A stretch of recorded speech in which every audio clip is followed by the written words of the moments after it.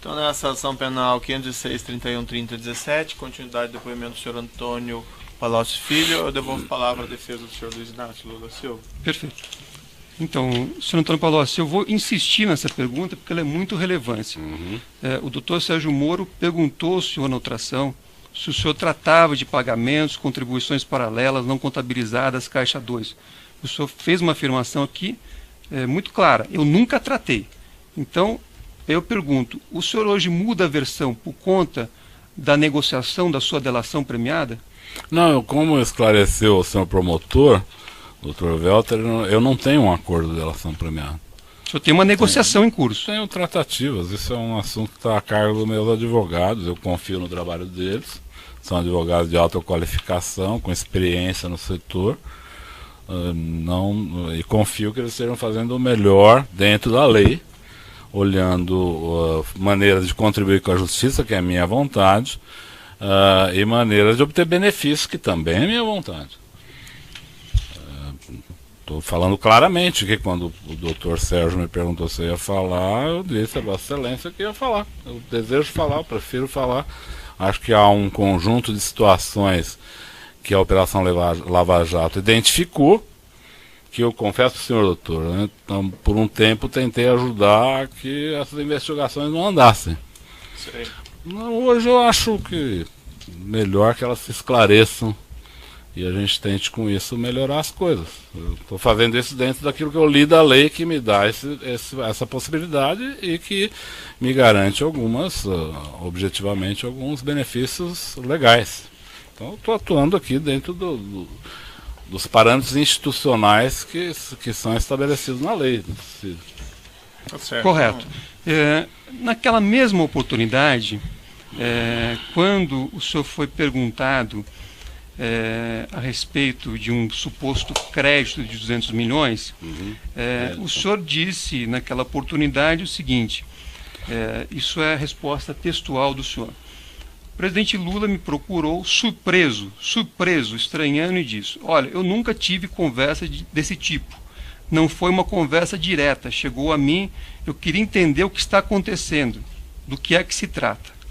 E aí o senhor disse que, por conta desta afirmação, relato textual do senhor, o presidente Lula teria ficado surpreso e estranhado o assunto. Aí o senhor teria ido ao senhor Marcelo Odebrecht e dito: jamais tratamos a relação do governo com a empresa a partir de provisões. O senhor, mais uma vez, quer dizer, como compatibilizar o que o senhor disse no depoimento anterior com a versão que o senhor dá hoje aqui nesta audiência? O senhor poderia especificar o que o senhor achou diferente? O senhor disse aqui no seu relato que o senhor foi chamado pelo presidente Lula e ele disse surpreso, estranhando algum tipo de referência a um crédito. E o senhor foi tomar satisfação com o Marcelo Odebrecht. Foi o que eu expliquei para o doutor, para Sua Excelência, o juiz Sérgio Moro, agora, há poucos minutos. A relação com o Odebrecht não se dava dessa maneira, por isso ele ficou surpreso com a forma com que o Emílio abordou no final de 2010. Não foi para oferecer alguma coisa, doutor, foi para fazer um pacto, que eu chamei de pacto de sangue, porque envolvia um presente pessoal, que era um sítio, envolvia o prédio de um museu, pago pela empresa, que envolvia palestras pagas a R$200 mil, fora impostos, combinadas com a Odebrecht para o próximo ano, várias palestras. E envolvia uma reserva de R$300 milhões. Certo. O presidente Lula me procurou, eu ficaria surpreso também, eu não estranhei a surpresa do presidente, mas ele não mandou eu brigar com a Odebrecht, ele mandou eu recolher os valores. Correto. Só para lembrar, essa conversa que o senhor afirma ter ocorrido entre o ex-presidente Lula e o senhor Emílio Odebrecht, o senhor não estava presente? Não. Certo. Eu esclareci que quem me contou essa conversa foi o presidente Lula na manhã seguinte. Correto. E o Marcelo Odebrecht, quando eu falei com ele, confirmou que ele tinha pedido para o pai dele falar. Ele só teve divergência de valores. Ele falou: não é 300 milhões, meu pai se enganou. 300 é a soma daquilo que foi dado com aquilo que ainda tem disponível. E o pai do Marcelo, seu Emílio, disse ao presidente Lula que 300 milhões é o que estava disponível naquele momento. Então havia entre eles uma divergência. E eu algumas vezes conversei com o Marcelo sobre isso. Certo. Pediria só um pouco mais de objetividade para o senhor. Quer dizer, eu só confirmo então que o senhor não estava presente nessa suposta conversa entre o presidente Lula e o senhor Emílio. Estava presente na conversa com o presidente Lula. Certo, mas não na suposta conversa. Não, na suposta não, está na agenda do presidente Lula. O senhor estava presente na conversa? Não, estou dizendo, a reunião está na agenda, as duas reuniões, uma do presidente Lula com o seu Emílio Odebrecht, nos últimos dias de dezembro, e outra no penúltimo dia de dezembro, dia 30, aí já com a participação da presidente eleita Dilma Rousseff, onde, vamos dizer, as amarrações políticas foram feitas por eles. E o presidente Lula, o Marcelo, depois o doutor Emílio, todos me falaram da reunião. Certo. A presidente Dilma. Eu vou repetir para o senhor a pergunta, porque ela é bem objetiva. Mas ele já respondeu, doutor. Ele já falou que não estava presente na reunião. Perfeito. Então, assim... O senhor Emílio Odebrecht foi ouvido por este juízo e nesta ação penal.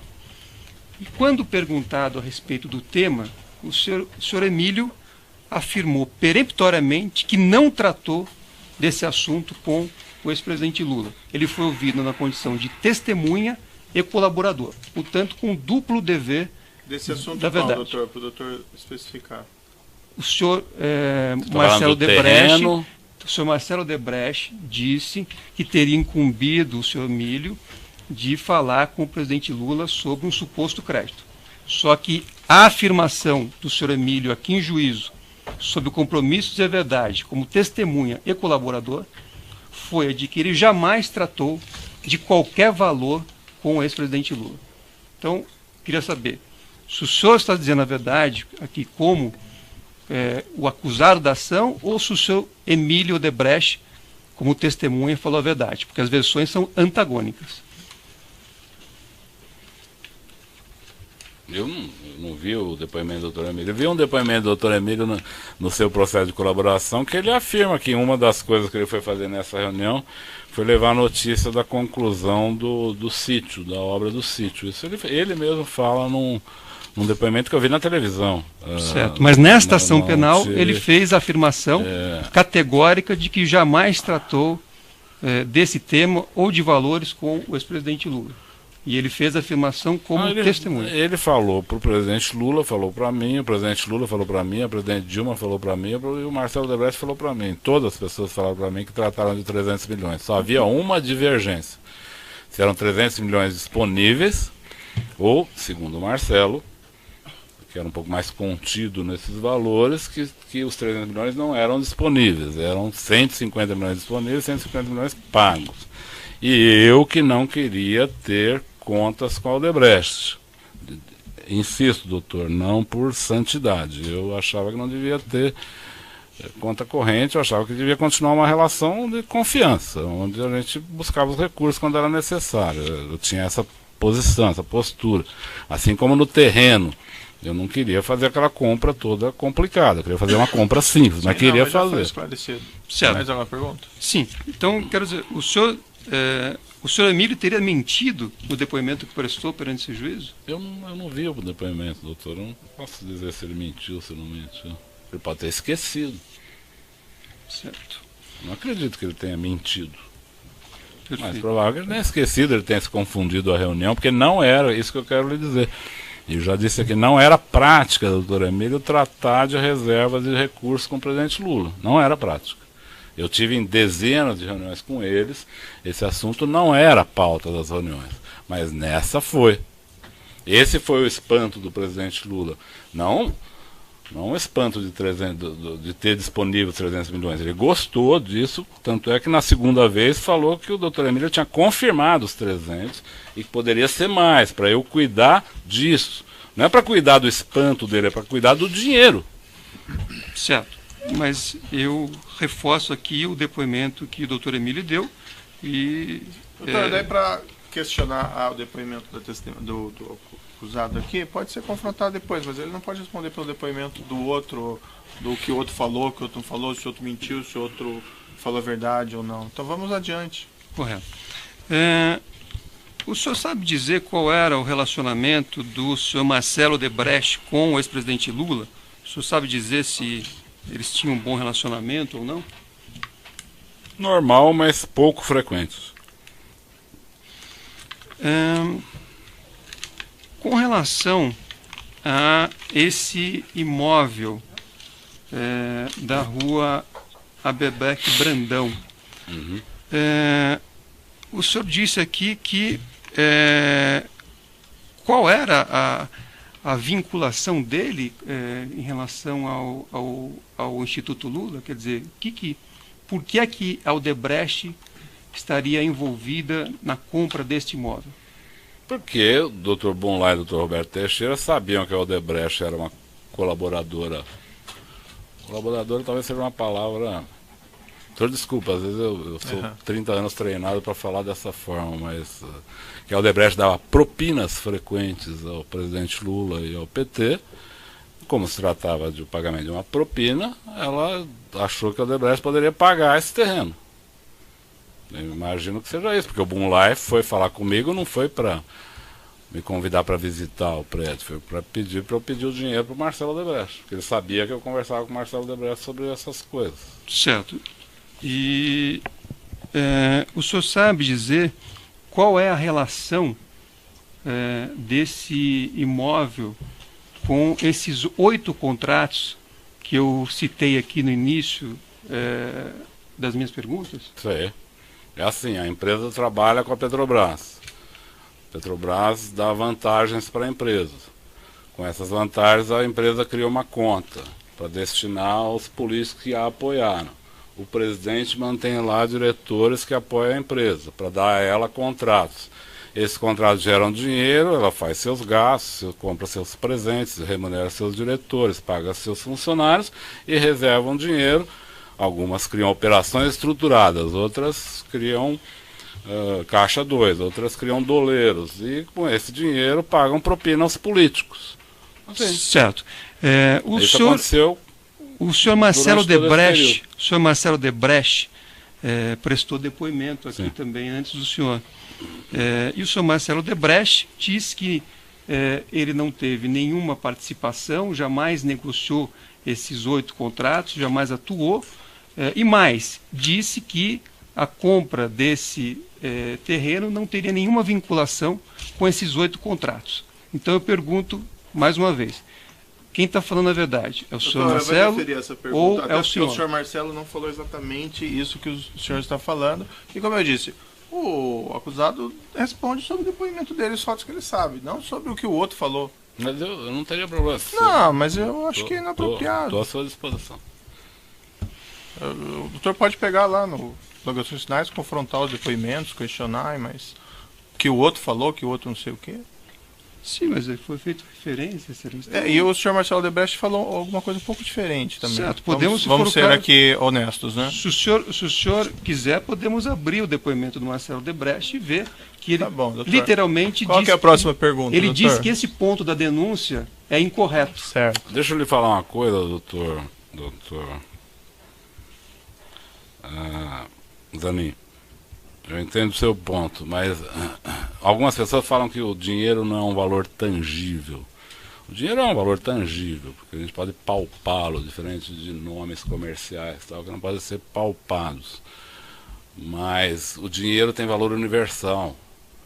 Então, a empresa não paga propinas com base na obra X, determina a propina ao deputado X.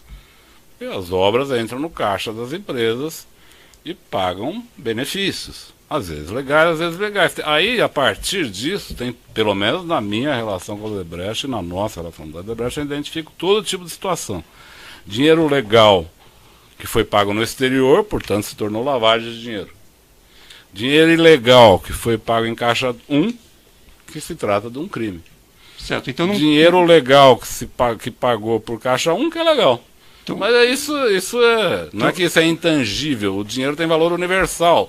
O que existe de fato é que essas obras e outras foram benefícios que a Petrobras e o governo deram para esta empresa Odebrecht. Com esses benefícios, ela pagou suas obrigações e fez um caixa, anunciado ao presidente Lula, que seria de 300 milhões.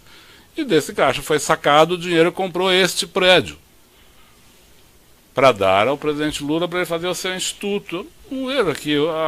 O inquérito está bastante claro. Eu acho que ele está verdadeiro o que ele disse. O senhor, não tem como contestar. O senhor sabe dizer se o Instituto Lula teve, em algum momento, as chaves desse imóvel, teve a posse desse imóvel ou teve a propriedade desse imóvel? Eu trabalhei muito para que não tivesse. A pergunta é, o senhor sabe se em alguma oportunidade o Instituto Lula trabalhei muito para teve que não a tivesse. posse, a propriedade ou as chaves desse imóvel? Estou lhe respondendo. Eu trabalhei muito para que não tivesse, porque eu achei que essa operação foi uma operação muito mal feita. Era uma operação que transformava uma patologia numa fratura exposta.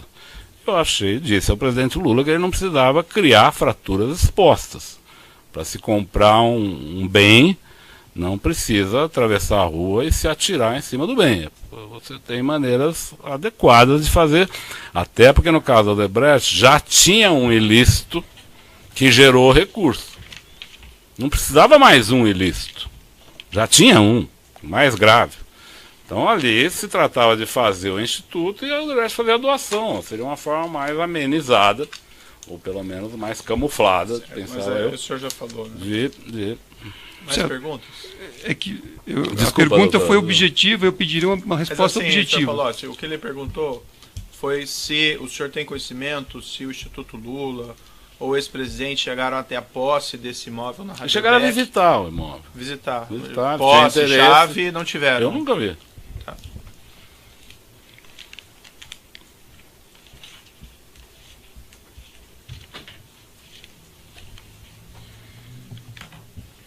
Aí, como eu lhe disse, a Odebrecht começou a estudar outros locais. Não, mas e o senhor estudou já o próprio local atual. Né?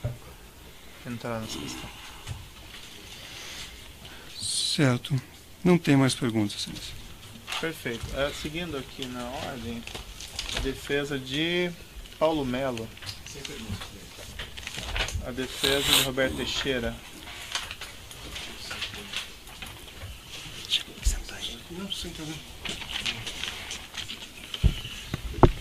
Boa tarde, senhor Palocci. Só para entender bem, que para mim, confesso, não ficou muito claro.